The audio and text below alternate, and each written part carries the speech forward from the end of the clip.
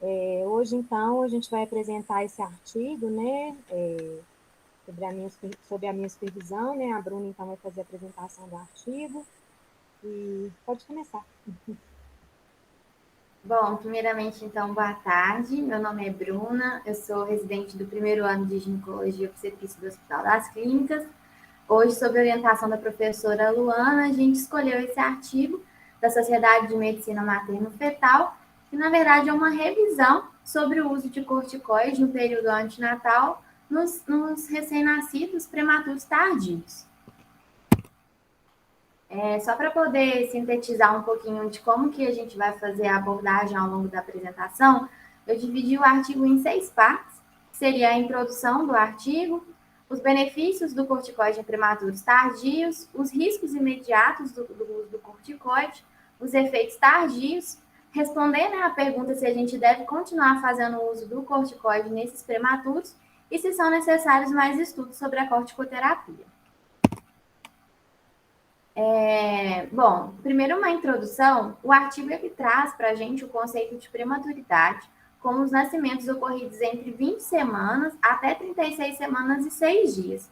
E traz o conceito, né, de prematuridade como um problema de saúde pública, porque a prematuridade é hoje a principal causa de morte neonatal, e a gente sabe que 1 a cada 10 bebês, eles nascem prematuros, sendo que a grande maioria deles, chegando até a 3 quartos, são prematuros tardios, ou seja, aqueles que vão nascer depois de 34 semanas.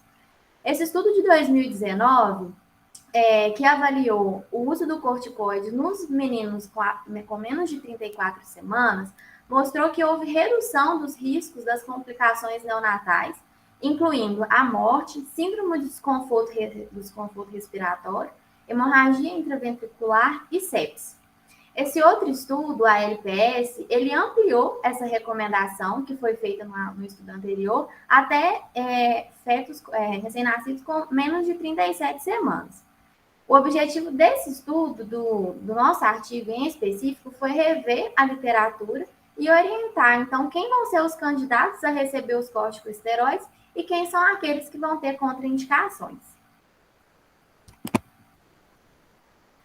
Sobre os benefícios do uso do corticoide, esse estudo, a LPS, ele foi feito com 2.831 gestantes que tinham alto risco para ter parto prematuro e que não tinham recebido nenhum ciclo de corticoide durante a gestação. Essa tabelinha ela traz para a gente os critérios de inclusão, né, para a pessoa participar do estudo, que foram uma gestação simples ou uma gestação gemelar, que foi reduzida a uma gestação simples, seja de forma espontânea ou terapêutica, antes de 14 semanas, gestantes que estavam entre 34 e 36 semanas e 5 dias, e aqueles meninos que tinham alta probabilidade de ter um parto prematuro. Quem foram eles? Aqueles trabalhos de parto prematuro com membranas íntegras que tinham uma dilatação cervical maior ou igual a 3 centímetros ou 75% de apagamento. Aqueles que tinham ruptura espontânea de membranas ou aquela gestação que tivesse uma indicação obstétrica, seja ela uma hipertensão gestacional, uma pré-eclâmpsia, um CIU ou um oligodrame, que necessitasse de uma interrupção antes das 37 semanas. Foram excluídos do estudo aqueles meninos que já tinham recebido uma dose de corticoide na gestação, aqueles meninos que eram candidatos a fazer o uso de corticoide, né, em doses altas, aqueles meninos também que eram gestação gemelar, que foi reduzida a uma gestação única depois de 14 semanas, morte fetal, anormalidade, malformação, ou mais do que 2 malformações menores, contraindicação materna ao uso de corticoide, as gestantes que já tinham diabetes antes da gestação, né? Então diabetes pré-gestacional, e aqueles meninos que tinham a chance de nascer antes de 12 horas. Quem são esses meninos? Aqueles que tinham ruptura de membrana associada a mais de 6 contrações por hora, e aqueles meninos que tinham corioamnionite, dilatação cervical maior ou igual a 8, ou que tivesse qualquer evidência de status fetal que indicasse alguma interrupção imediata. O que eles perceberam em relação, então, aos benefícios do corticoide? Eles, comparando o grupo placebo com o grupo que recebeu o corticoide, eles perceberam que houve uma redução da necessidade de suporte ventilatório, com risco relativo de 0,8, ou seja, uma redução de 20% no grupo que fez uso de betametasona, e uma redução também da morbidade por quadro respiratório grave, comparando aí entre o placebo e o betametasona, um risco relativo de 0,67, ou seja, uma redução de 33% de casos no grupo que usou o corticoide.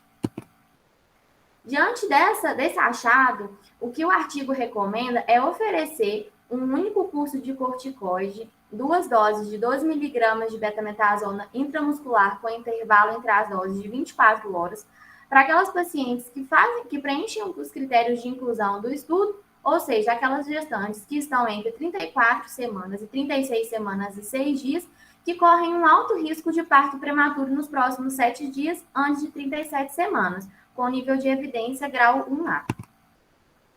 E eles sugerem considerar o uso de corticoide em populações que não foram incluídas no estudo original. Quem são essas pessoas? As gestantes múltiplas, que foram reduzidas a uma gestação única após 14 semanas, aqueles fetos com anomalias fetais ou aqueles que poderiam nascer em menos de 12 horas, só que no nível de evidência grau 2C.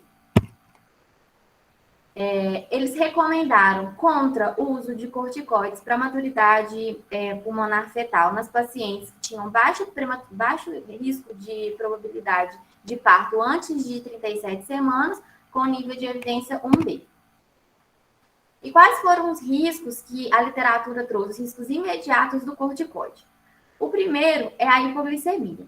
Ele foi o mais comum no grupo que fez uso da betametasona, porém eles perceberam que a estadia desses meninos de internação por conta da hipoglicemia eram menos prolongados, ou seja, foi menor do que 3 dias na grande maioria dos casos, mostrando que o quadro de hipoglicemia causado pelo uso de corticoide era leve e autolimitado. Só que a hipoglicemia neonatal por si só, independentemente de ser associada ao corticoide ou não, foi associada a um atraso no desenvolvimento em crianças em idade pré-escolar, nascidas entre 32 semanas e 35 semanas e 6 dias. E por isso foi levantada a hipótese de que o uso do corticoide possa causar danos neurológicos. As gestantes diabéticas pré-gestacionais, elas não foram incluídas no estudo, porque o próprio diabetes tem um risco aumentado de hipoglicemia no período neonatal, então o uso do corticoide seria um risco adicional, e por isso nosso estudo recomenda contra o uso de corticoide nessas pacientes que têm um diabetes pré-gestacional, dado o risco de agravar a hipoglicemia com nível de evidência 1C. Sobre os riscos tardios da corticoterapia, e esse é o ponto assim, mais polêmico do artigo, porque os dados ainda são muito inconsistentes. A gente tem muitos achados discordantes na literatura sobre se existe mesmo algum comprometimento tardio do uso do corticoide ou não. Os estudos em animais, eles sugeriram que a exposição intraútero do corticoide pode afetar o cérebro fetal e o desenvolvimento neurológico. E durante esse período de prematuridade tardia, entre 34 semanas e 36 semanas e 6 dias, seria um momento em que o cérebro teria um crescimento rápido. Então, o uso do corticoide nesse período poderia afetar o desenvolvimento fetal, cerebral do feto. Os estudos, então, eles têm mostrado resultados diversos. Em alguns grupos foi evidenciada alteração neurológica e outros estudos não foi. Inclusive, uma meta-análise, ela não encontrou diferença nenhuma entre o grupo que usou e que não usou corticoide. Esse primeiro estudo citado aí, ele utilizou registro de dados para examinar os resultados de pacientes com 5 anos de idade, comparando um grupo que fez uso do corticoide no período pré-natal e comparando com as crianças que não fizeram uso. Eles tentaram fazer um ajuste de comorbidades maternas, porque existia, né, assim, essas variáveis interferindo, então tentaram fazer esse ajuste e eles perceberam que no grupo que foi exposto ao corticoide havia uma maior propensão a ter uma suspeita de distúrbio neurocognitivo, em uma porcentagem de 25,8% no grupo que fez uso, contra 21,6% no grupo que não fez uso do corticoide. Uma hipótese que é levantada pelo artigo é que essas consequências, esses déficits neurológicos observados, poderiam ser, na verdade, não consequência do corticoide, mas uma consequência da condição que levou à ameaça de parto prematuro. Então, o que eles julgam, o que eles acham importante, é que seja feito novos estudos e que essas variantes elas sejam avaliadas, né, de forma isolada, porque elas acabam interferindo no resultado final, né, do uso do corticoide. Em relação ao que o artigo recomenda, então, ele recomenda que todos os pacientes que têm risco de parto prematuro tardio, eles devem ser aconselhados a respeito dos riscos e dos benefícios, dos benefícios do corticoide, e devem ser avisados de que o risco a longo prazo ele permanece incerto, no nível de evidência 1C. E aí o artigo traz, né, essa reflexão, se a gente deve manter o uso de corticoide em prematuro tardio ou não. Esse primeiro estudo que o artigo traz, ele demonstra uma preocupação com o uso liberal dos corticoides por 2 motivos. O primeiro é a pouca capacidade de prever quais pacientes realmente terão trabalho de parto prematuro, porque a gente vê que no estudo original, o número de pacientes que conseguiu chegar em período termo é muito menor do que nos demais estudos, mostrando que os critérios de inclusão dos pacientes que vão evoluir mesmo para trabalho de parto prematuro ainda ficou inconsistente. E em relação também à grande proporção de prematuro tardio no grupo dos prematuros com benefício incerto. As diretrizes europeias, elas chegaram a recomendar o uso de corticoide em prematuro tardio em 2016, mas suspendeu a recomendação em 2019 por conta dos efeitos colaterais que ainda permanecem incertos a longo prazo. E o artigo traz que um ponto importante para ser considerado pelos médicos numa indicação de uso de corticoide nesses prematuros é que o estudo ele teve critérios rigorosos para poder selecionar essas pacientes. E das pacientes do estudo, apenas 16,4% das pacientes tiveram um parto termo, diferentemente de outros estudos que teve taxas maiores. Então, por isso, a importância de selecionar bem quais são as pacientes que, de fato, têm risco de evoluir para trabalho de parto prematuro. Então, eles mantêm a afirmação de que, dado o benefício potencial, eles recomendam que determinadas pacientes com risco de parto prematuro tardio continuem recebendo corticoide, com a compreensão de que há limitação de evidência de eficácia até o momento. E aí ele lança perguntas. Então, são necessários mais estudos sobre a corticoterapia? Um ponto importante que é falado no artigo é em relação à gemelaridade. Os gemelares eles foram estudados apenas nos estudos com menos de 34 semanas. Em prematuros tardios, há ainda uma escassez de dados, eles não foram inclusos no estudo. Então, ele sugere que para esse grupo, nos gêmeos prematuros tardios, a tomada de decisão seja compartilhada com a família, e que a família esteja ciente dos riscos e dos benefícios e da falta de evidência sobre quais são os riscos a longo prazo. Eles comentam que os estudos adicionais eles são necessários para avaliar os danos neurológicos e que esses estudos eles devem controlar as covariáveis que são relevantes, incluindo quais foram as complicações no pré-natal, qual foi o corticoide administrado, a frequência, a dose, o tempo entre as doses, e um ponto importante seria o que levou esse bebê a ter um parto prematuro. O estudo que avaliou, né, o ALPS, que avaliou, que indicou, né, o corticoide nesses prematuros tardios, ele está acompanhando 1.424 descendentes do ensaio original. O ensaio ainda está em andamento, mas talvez vai trazer bastante respostas para a gente em relação dos riscos, né, a longo prazo. Por fim, as recomendações do artigo é que até que mais dados estejam disponíveis, a Sociedade de Medicina Materno-Fetal continua a apoiar a administração de corticoide pré-natal para gestação com risco de parto no período do pré-termo tardio. O médico deve selecionar as pacientes que são candidatas a receber o corticoide, tendo em vista as pacientes, né, que foram incluídas no estudo e aquelas que a gente sabe que pode evoluir mesmo para parto pré-termo. E além disso, o parto ele não deve ser atrasado quando indicado para poder completar um curso de corticoide no prematuro tardio. Então, se tiver outra indicação de parto, coreoamnionites ou algum outro comprometimento fetal, ele não deve ser atrasado só para poder fazer uso de corticoide. E aqui a gente trouxe um adicional do artigo, que a gente fez uma pesquisa sobre o que as sociedades estão recomendando sobre a corticoterapia. Então, já deu para perceber que, diferentemente do uso do corticoide entre 23 semanas, 33 semanas e 6 dias, o uso do corticoide em maiores de 34 semanas ainda é controverso, haja visto que não tem uma comprovação clara dos benefícios e a ausência de risco a longo prazo ainda não está totalmente certa. O UpToDate, eles mostram que são receosos de que o risco de problemas neuropsiquiátricos a longo prazo eles sejam maiores do que as complicações causadas pela taquipneia transitória do recém-nascido, que são transitórias e tratáveis.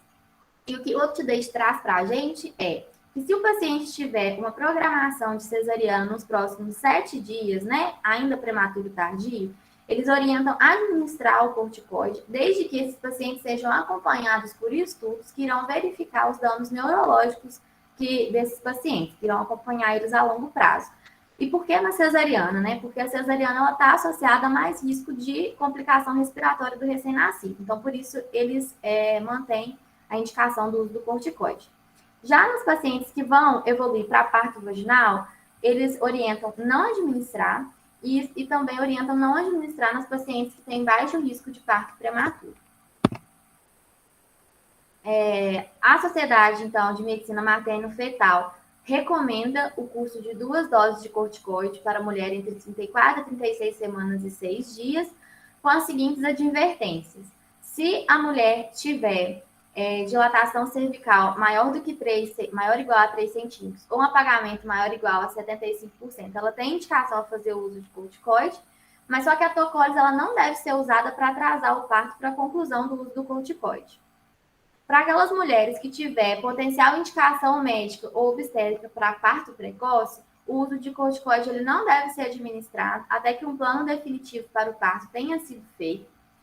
E aquelas mulheres que não foram incluídas no estudo, ou seja, gestações múltiplas, aquelas que já foram tratadas previamente com o uso de corticoide, que têm diabetes pré-gestacional, ou aquelas que têm um parto cesariano programado para mais do que 37 semanas, elas não devem receber o uso de corticoide.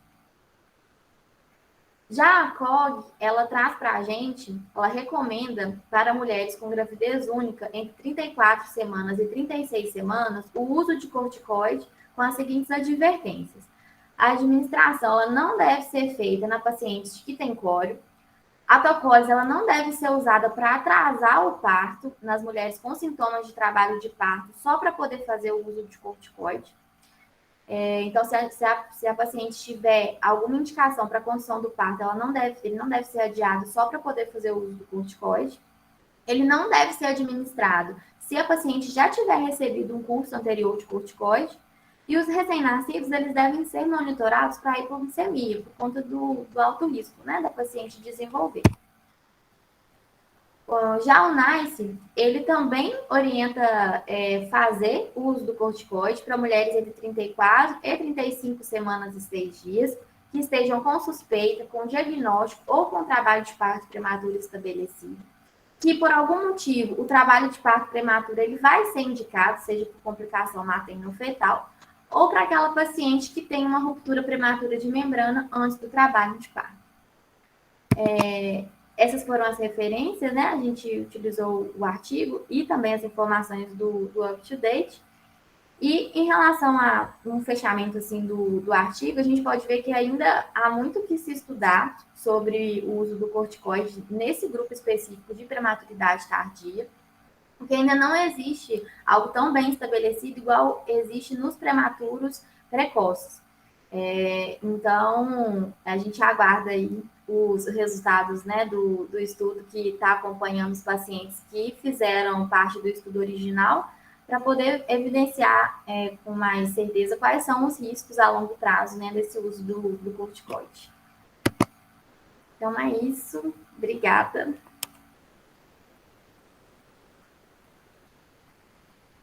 Muito bem, Bruna. Parabéns aí pela apresentação, né, de trazer para a gente aí de forma tão clara né, o artigo e fazer essa sistematização, que eu acho que ficou muito bem feita essa divisão, né, e trazendo esses pontos aí que são tão controversos, né. Eu quis trazer esse artigo porque eu acho que ainda é muito, né, ainda é motivo de muita dúvida para a gente na prática clínica, né, e vocês aí no Hospital das Clínicas recebem, né, muitas pacientes de alto risco que têm indicação aí de parto prematuro tardio, seja por condição materna ou por condição fetal, né, então eu acho que cabe bem para vocês aí na parte, né, na prática clínica, né, esse assunto. E também traz uma angústia para a gente, né? Porque em tudo que a literatura traz para a gente não tem aí uma certeza absoluta, né? Do real benefício, né? Então, tudo é decisão compartilhada, é tentar entender se realmente, né, a longo prazo vai ter mesmo algum risco, né? Cognitivo, neurológico, para esses fetos que foram aí submetidos, né, ao corticoide intraútero.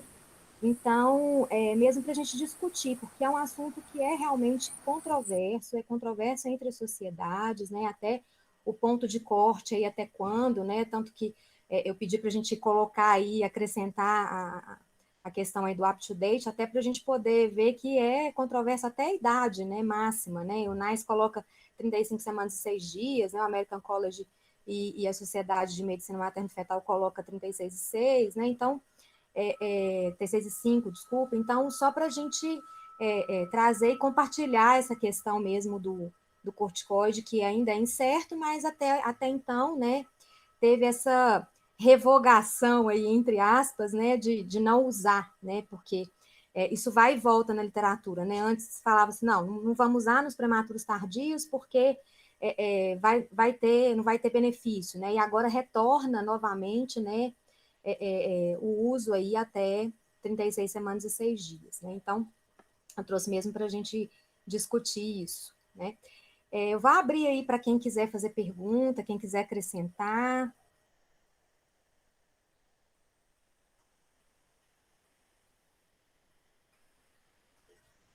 Pode falar, professora Amanda.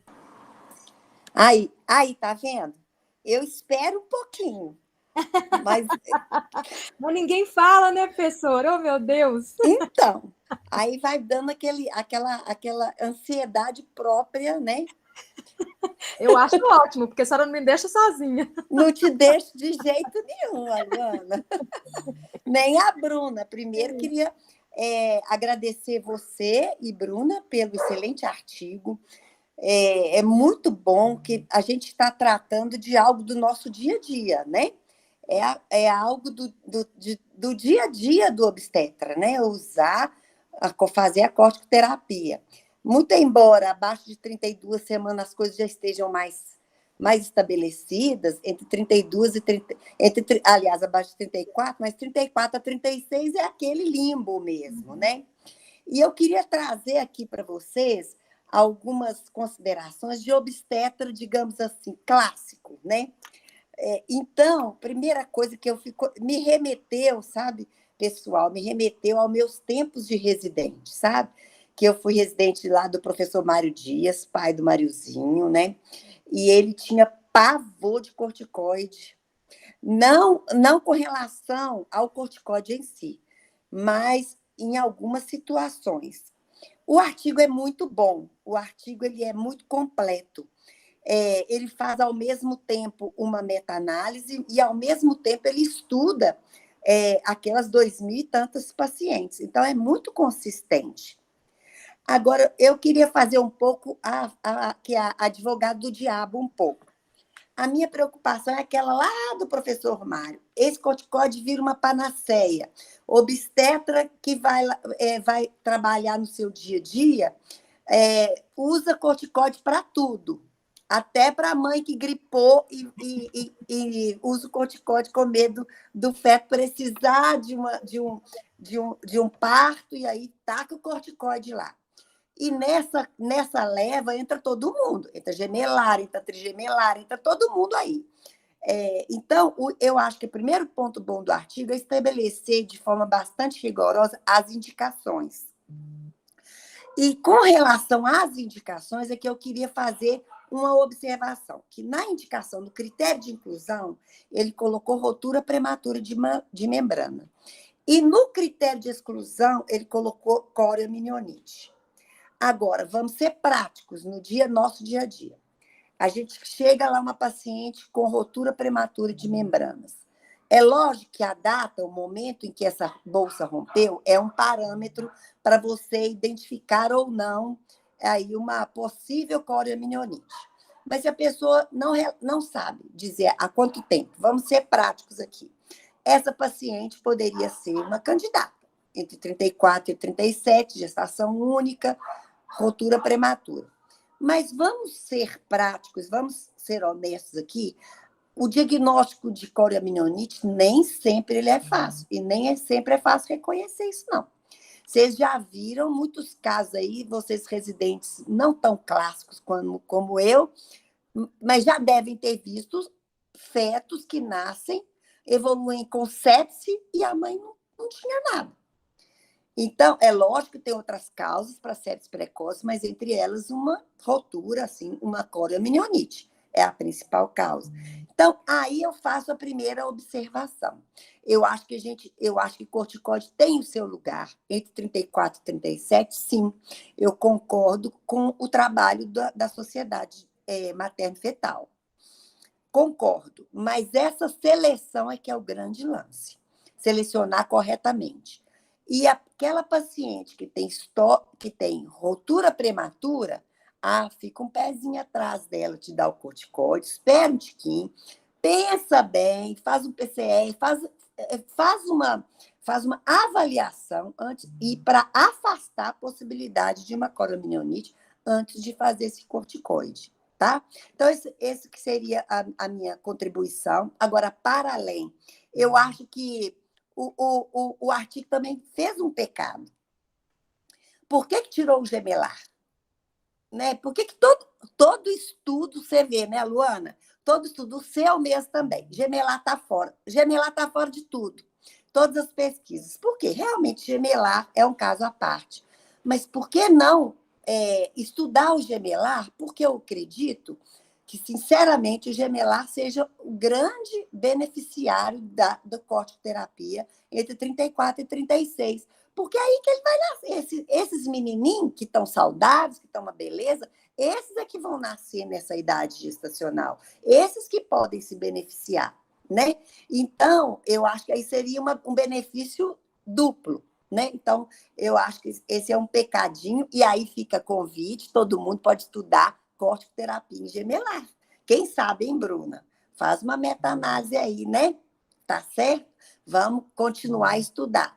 Quem é residente do HC tem que trabalhar muito, tem que fazer muito passo, tem que fazer muito, tem que estudar e tem que produzir, né, não, Luana?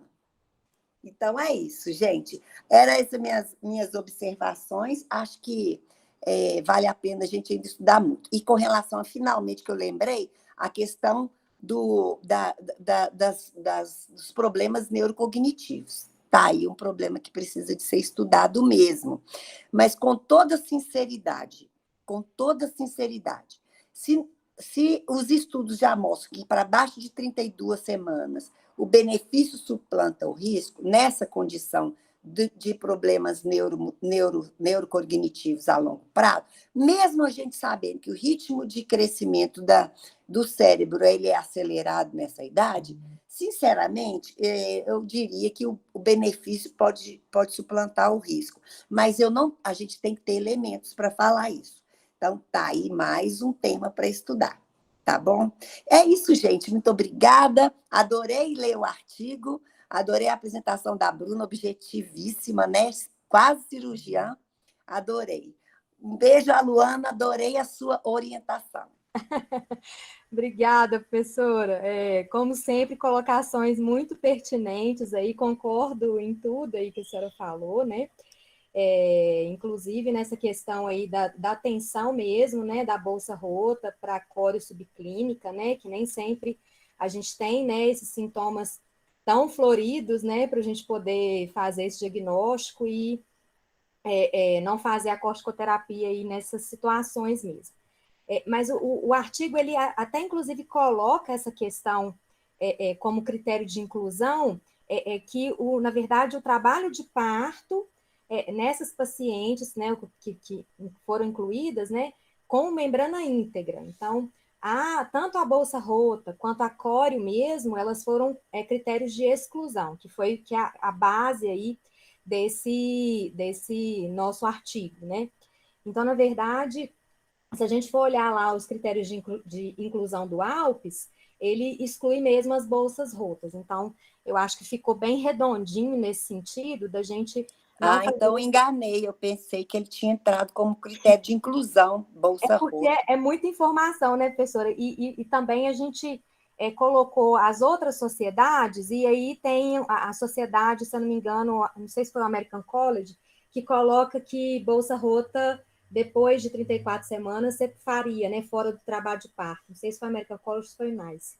Coloca como critério fazer a... Não, a Luana está lá, viu? O primeiro box que tem critérios de inclusão, o primeiro boxinho do artigo tem trabalho de parto prematuro com membranas intactas e verdade. dilatação cervical. Isso mesmo, e rotura prematura de membranas. Pensei que eu estava doida. Não, é isso mesmo, professor, desculpa. Mas, assim, eu concordo em tudo que a senhora falou mesmo, né? Essa questão aí do ponto de atenção em relação à cório subclínica, né? Que às vezes a gente tem que, né, ficar atento a isso mesmo. Perdão. Exatamente. Isso mesmo. Perfeito. Mais alguém, gente, quer colocar alguma questão? E obrigada, viu, professora? Como sempre, perfeita, brilhante. Eu que agradeço, Luana. Adorei, viu? Adorei o artigo, adorei a sua supervisão e a apresentação da Bruna. Muito bonita. Obrigada, professora. Quero agradecer também, viu, gente? Eu estou aqui caladinha, mas eu estou ouvindo tudo, viu? Parabéns para vocês, tá? Obrigada, professora. Muito boa. Mais alguém, gente? Quer comentar? Acrescentar? Não? Então, nós podemos encerrar, então, a reunião, né? Obrigada, Bruna, obrigada pela presença de todos. Obrigada mais uma vez, professora Lamanda, a todos os comentários pertinentes aí. E semana que vem a gente encontra novamente. Obrigada a todos. Uma boa tarde para todo mundo.